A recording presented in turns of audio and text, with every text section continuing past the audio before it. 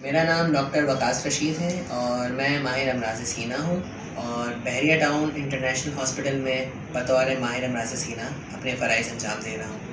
आज हम जो बात करने लगे हैं आलमी नमूनिया दिन के हवाले से, तो मेरा पैगाम इस दिन के सिलसिले में ये है कि नमूनिया एक ऐसी बीमारी है जो कि बहुत ज़्यादा काबिल इलाज है और इससे बचाव भी मुमकिन है। तो पहले तो हमें मालूम होना चाहिए कि नमूनिया होता क्या है, किन लोगों में ज़्यादा होने के इम्कानात हैं। तो नमूनिया फेफड़ों के इन्फेक्शन जो हम आम तौर पे कहते हैं, तो उसमें बुनियादी तौर पे जो अलामतें हमारे सामने आती हैं उसमें बुखार, खांसी, सीने में तकलीफ़ या फिर सांस का फूलना, तो ये इसकी बुनियादी अलामात होती हैं। और कुछ मखसूस एज ग्रुप, कुछ मखसूस अफराद वो ज़्यादा इससे रिस्क होते हैं। होने को ये सभी को हो सकता है, लेकिन जो कुछ मखसूस पॉपुलेशन आती है उनमें छोटे बच्चे यानी 5 साल से कम उम्र बच्चे और जो 50 से 60 साल से ज़ायद उम्र के बुज़ुर्ग होते हैं, उनमें ये होने के इम्कानात ज़्यादा और ना सिर्फ ज़्यादा बल्कि जानलेवा भी हो सकता है। तो इसको सही तरीके से उसकी पहचान और उसका वक्त पे इलाज बहुत ज़रूरी है। और ना सिर्फ हम इसको इलाज करके ठीक कर सकते हैं बल्कि इससे बचाव भी मुमकिन है। और बचाव के लिए जो कुछ तदाबीर जो अख्तियार की जाती हैं उसमें सबसे इम्पॉर्टेंट चीज़ है वो वैक्सीन्स हैं।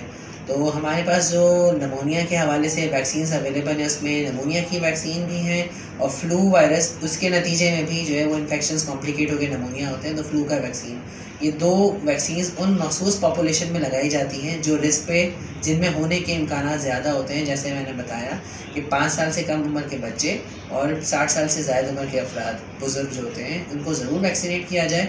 इसके अलावा वो अफराद जिनको किसी वजह से उनका क़ुव्वत मुदाफ़िअत कमज़ोर है, जिसमें शुगर के अमराज़ वाले जो है मरीज़ भी आ जाते हैं।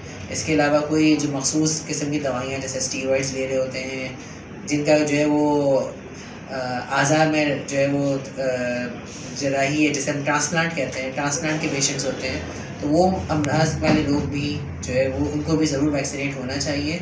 इसके अलावा हाथ की सफाई रखना, मास्क का इस्तेमाल करना, ये वो चीज़ें हैं जो हमने कोविड के ज़माने में सीखी और उसके बचाव के लिए भी वही चीज़ें हैं, नमूनिया के बचाव के लिए भी वही चीज़ें हैं जो हम कोविड के बचाव के लिए इस्तेमाल करते हैं।